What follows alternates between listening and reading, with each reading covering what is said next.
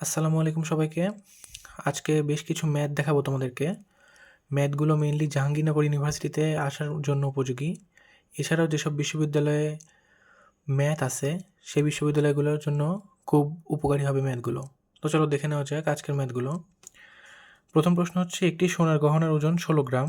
সোনা ও তামার অনুপাত 3:1। কী পরিমাণ সোনা মিশালে অনুপাত 4:1 হবে? যখনই অনুপাতের অঙ্ক আসবে তখনই আমরা প্রথম যে অনুপাতটি দেওয়া আছে সেটির সঙ্গে এক্স গুণ করে নিব। তো সোনা ও তামার অনুপাত যথাক্রমে 3:1। 3 এর সাথে আমরা এক্স গুণন করে নিয়েছি, 1 এর সাথে এক্স গুণন করে নিয়েছি, তারপরে দুটো যোগ করব, কারণ সোনা ও তামা একসঙ্গে রয়েছে, কারণে দুটো যোগ করে আমরা পাই হচ্ছে 16 গ্রাম। সোনা এবং তামার অনুপাত আছে 3:1, যেটির ওজন হচ্ছে 16 গ্রাম। তো আমরা 16 গ্রাম লিখলাম। এখন 4x সমান হয় 16, এক্স হয় 4। এখানে এক লাইন গ্যাপ আছে, বুঝে নিতে হবে। মোট সোনার পরিমাণ হচ্ছে 3 × 4, কারণ এক্সের পরিমাণটা বের হলো 4। আমরা যদি 3 এর সাথে 4 গুণন করি তাহলে আসবে হচ্ছে 12। তামার পরিমাণটা হবে 4 × 1, এটার হবে 4 গ্রাম। এখন কি বলছে, কি পরিমাণ সোনা মিশালে অনুপাত 4:1 হবে? ধরলাম কে পরিমাণ সোনা মিশালে 3:4:1 হবে। তো আমরা যে সোনার পরিমাণ ছিল এবং তামার পরিমাণ, সেটির সাথে কে যোগ করলাম, মানে সোনার অনুপাতের সাথে আমরা কে যোগ করলাম, সোনার পরিমাণের সাথে কে যোগ করলাম। আর নিচে ছিল তামার পরিমাণ, তামার পরিমাণটা রাখলাম। এখানে সোনার পরিমাণটাই চেয়েছে, কারণে আমরা সোনার পরিমাণের সাথে কে যোগ করলাম। তো এটা 4:1 হবে। প্রশ্ন মতে আমরা জানি নতুন মিশ্রণটা 4:1 হবে। 4:1 মানে হচ্ছে 4/1।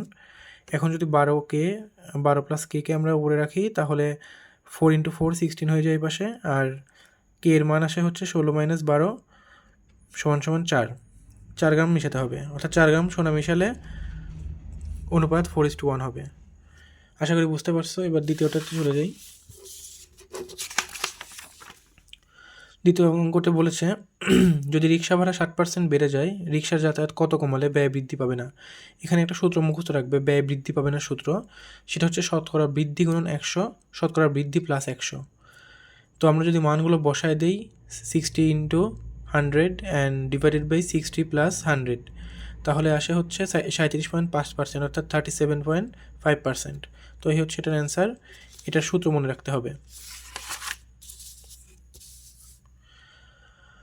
নেক্সট অঙ্ক হচ্ছে, পিতা ও পুত্রের বয়সের অনুপাত 7:3। আবার অনুপাতের একটা অঙ্ক। 4 বছর পূর্বে ছিল 13:5, বর্তমানে কত বয়স?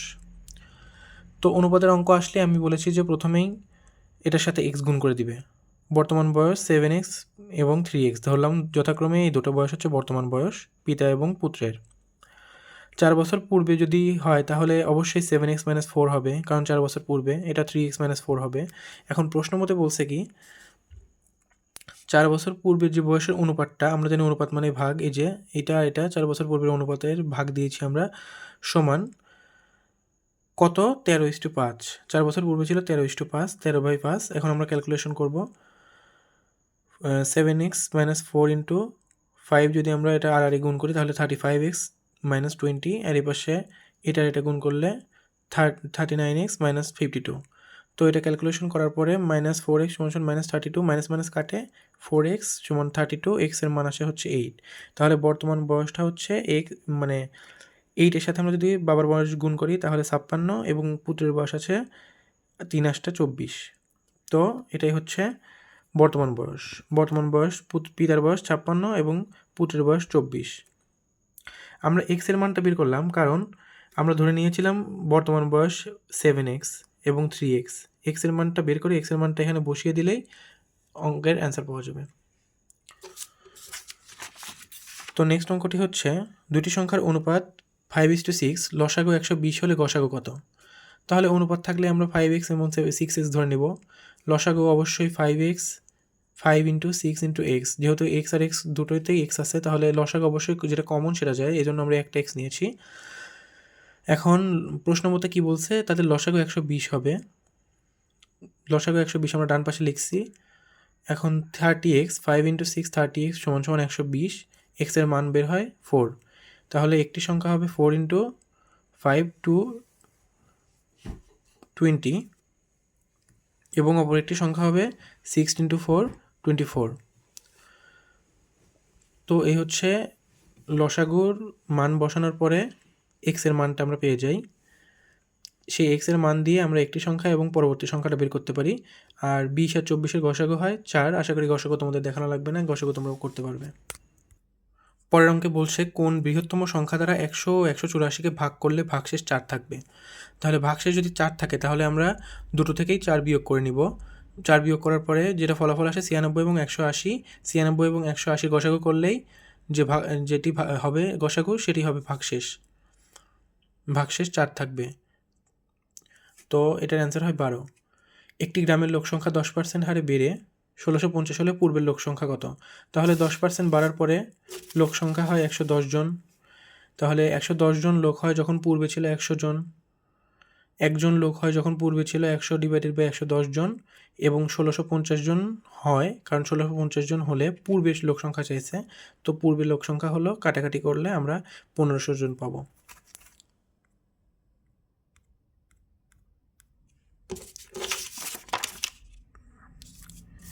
তারপরে 7 নম্বর অঙ্কটা, এ ও বি পূর্ণ সংখ্যা a² + b² সাথে নিচের কোনটি যোগ করলে পূর্ণবর্গ সংখ্যা হবে। পূর্ণবর্গ সংখ্যা মানে আমরা জানি হোল স্কোয়ার থাকবে এবং পূর্ণবর্গ সংখ্যাকে রুট করা যায়। তো পূর্ণবর্গ সংখ্যা হবে কখন সেটা আমরা এখানে চাইছে। a² + b² দেওয়া আছে, আমরা a² + b² লিখছি, সাথে 2ab যোগ করছি, সমান হয় a + b হোল স্কোয়ার। আমরা জানি a² + 2ab + b² সমান a + b হোল স্কোয়ার, এটা একটা সূত্রই আছে। শুধু 2ab যোগ করলে অ্যান্সার হবে 2ab।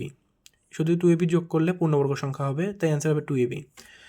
এখন বলছে এ সেটের একটা উপাদান দেওয়া আছে, এ সেটের কয়টাটি উপসেট আছে। উপসেট বের করার সূত্র হচ্ছে 2n। 2n দিলে এখানে কয়টি সেটের সংখ্যা আছে? 3টি। n এর মান হবে 3, 2 কিউব দিলে 8 হবে অ্যান্সার। এটা হচ্ছে এরপরে যে অঙ্কটা সেটা একটু ট্রিকি। 60% গণিতে, 70% ইংলিশে পাস করে, উভয় বিষয়ে 15% ফেল করলে উভয় বিষয়ে পাস কত পার্সেন্ট? দেখো, গণিতে ফেল করে হচ্ছে 100 - 60, 60% গণিতে ফেল করে, শুধু গণিতে ফেল করে 40 - 15, 25%, কারণ উভয় বিষয়ে ফেল করে 15%। তো গণিতে ফেল করে হচ্ছে 40%, শুধু গণিতে ফেল করে 25%, মানে ইংলিশ ও গণিত উভয় মিলেই ফেল করে হচ্ছে 15%। এখন শুধু গণিতে ফেল করে 25%, ইংলিশে ফেল করে হচ্ছে 100 - 70, কারণ 100 জনের মধ্যে 70 জনই হচ্ছে ইংলিশে পাস করে। আচ্ছা, এখানে ইংলিশে ফেল করে আমরা পাবো হচ্ছে 100 থেকে যদি 70 বাদ দেয় তাহলে 30% ইংরেজিতে ফেল করে। এখন শুধু ইংরেজিতে ফেল করে হচ্ছে 30 - 15। 15 কেন? কারণ উভয় বিষয়ে 15% ফেল করছে, তাই শুধু ইংরেজিতে 15% হচ্ছে ফেল করে। এখন উভয় বিষয়ে ফেল এই 15% এবং 25% দিলে উভয় বিষয়ের ফেলটা পাওয়া যাবে, এটা হচ্ছে 55%। উভয় বিষয়ে পাস করে 100 জনের মধ্যে 55% যেহেতু ফেল করে, তাহলে তাদেরকে বাদ দিয়ে দিলে 45% হচ্ছে উভয় বিষয়ে পাস করে। তো হচ্ছে এই হচ্ছে এটার অ্যান্সার। আমরা পরবর্তী ম্যাথে চলে যাব। পরবর্তী ম্যাথে দেওয়া আছে এটা এই ক্যালকুলেশনটা কি হবে আসলে। তাহলে দেখো, a মাইনাস রাখলাম, থার্ড ব্র্যাকেটের মধ্যে এটাই রাখলাম, মাইনাসটাই রাখলাম। এখন a মাইনাসে +1, এটা হচ্ছে 1। তো এটা করার পরে এরকম একটা টার্ম আসে, এটা এখানে রাখবো, মাইনাস এখানে রাখবো, এর জায়গায় রাখবো, এটার মাইনাস, এই এ আর এ কাটাকাটি হবে, প্লাস এ মাইনাস এ কাটাকাটি হবে, আর -1 মাইনাসটা প্লাসের সাথে গুণ হয় মাইনাস, এবং 1টা থার্ড ব্র্যাকেটের মধ্যে চলে আসবে। তো এটা এই রাখলাম এবং মাইনাসটা মাইনাসে রাখলাম, a-1, এখানে মাইনাসটা ব্র্যাকেটের ওই পাশে আসার জন্য প্লাস করে দিলাম, মানে গুণন করলে প্লাস হয়ে যাবে a+1। তো যদি আমরা এ আর এ কাটাকাটি করি তাহলে অ্যান্সার হয় 1। পরের অঙ্কে বলছে এই সমস্ত সংখ্যাগুলোর মধ্যে প্রচুরক কত। আমরা জানি যে প্রচুরক যে সংখ্যাগুলো সবচেয়ে বেশি থাকবে সেটি হচ্ছে প্রচুরক। এখানে আছে 11 বেশিবার, 11 3বার আছে, তাই 11 একটা প্রচুরক। 12 আছে 1 2 3বার, তাই 12 প্রচুরক।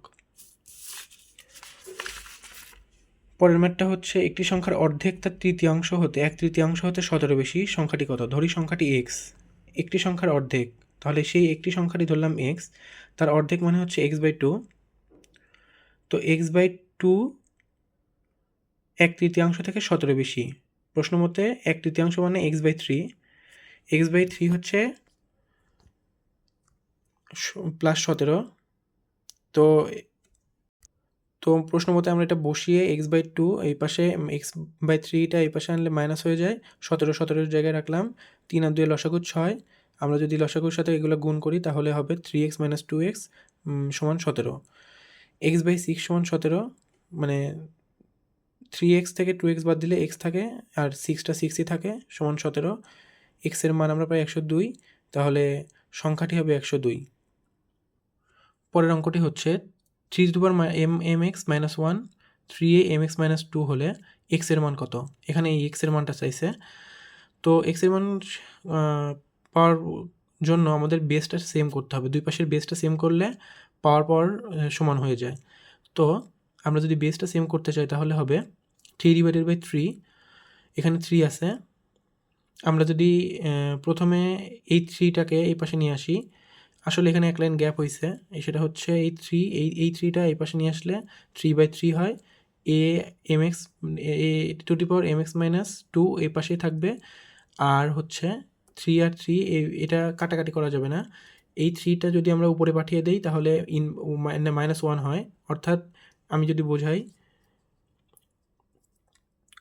3/3 সমান, এই 3টাকে যদি আমরা উপরে উঠিয়ে দিই তাহলে -1 হয়। কারণ -1/3 সমান 1/3। তাহলে আমরা এটা লিখতেই পারি যে 3টাকে উপরে উঠায় দিলে -1 হয়, ইনভার্স 1 হয়। তো 3 এখানে এই পাশে আছে হচ্ছে amx - 1, a⁻mx - 1। তো এই পাশে যদি -1 যোগ করি তাহলে হয় 3mx - 2, আর এই পাশে a⁻mx - 2। এবার আমরা এটাকে এই পাশে নিয়ে আসবো, 3/a mx - 2 সমান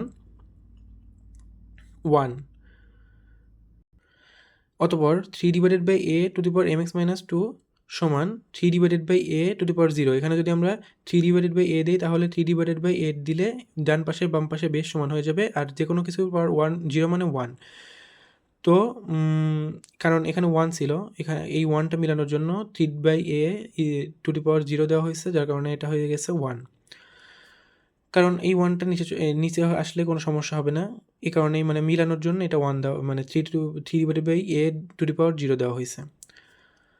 তো পরবর্তী লাইন যদি mx - 2, কারণ 3/a বেশ সমান হয়ে গেছে, এটা আমরা কাটতে পারি। mx - 2 সমান 0, এই 0টা এখানে চলে আসবে। mx সমান 2টা পাশে চলে গেলে 2, x সমান 2/m, এটাই হচ্ছে অ্যান্সার। পরের অঙ্ক হচ্ছে একটি ত্রিভুজের কোণের পরিমাণ 35 ডিগ্রি ও 55 ডিগ্রি। ত্রিভুজটি কোণের ধরন কোন ধরনের? 35 ডিগ্রি ও 55 ডিগ্রি। আমরা 35 ডিগ্রি আর 55 ডিগ্রি যোগ করে দেখি 90 ডিগ্রি। কারণ একটা ত্রিভুজের এই বাহু যদি 55 ধরি, এই পাশে যদি 35 ধরি, দুইটা যোগ করলে হয় 90 ডিগ্রি। আর বাকি থাকে কত? 180 ডিগ্রি হয় একটা ত্রিভুজ সাধারণত। 180 ডিগ্রির মধ্যে 90 ডিগ্রি যদি এই কোণটাই হয় তাহলে এটা সমকোণী ত্রিভুজ। আমরা জানি সমকোণী ত্রিভুজের একটা কোণের পরিমাণ 90 ডিগ্রি থাকে। আর এটা হচ্ছে অতিভুজ, এটা লম্ব, এটা ভূমি। এখানে অতিভুজ, লম্ব, ভূমি কোনো কথা নেই, এখানে দেখতে হবে কোণটা কত ডিগ্রি। তো 55 + 35 দিলে আমরা 90 ডিগ্রি পাই, আর 180 থেকে 90 ডিগ্রি বাদ দিলে বাকি 90 ডিগ্রি থাকে, যেটা একটা কোণের পরিমাণ। আর একটা কোণের পরিমাণ যদি 90 ডিগ্রি হয় তাহলে সেটা সমকোণী ত্রিভুজ। তো এই হচ্ছে আমাদের অ্যান্সার, এটা সমকোণী ত্রিভুজ। তো এই ছিল আজকের ম্যাথগুলো সবাই নোট করে ফেলবে। আর অবশ্যই ম্যাথে যদি কোনো সমস্যা থাকে আমাকে ইনবক্স করবে। Thanks for watching, thank you so much.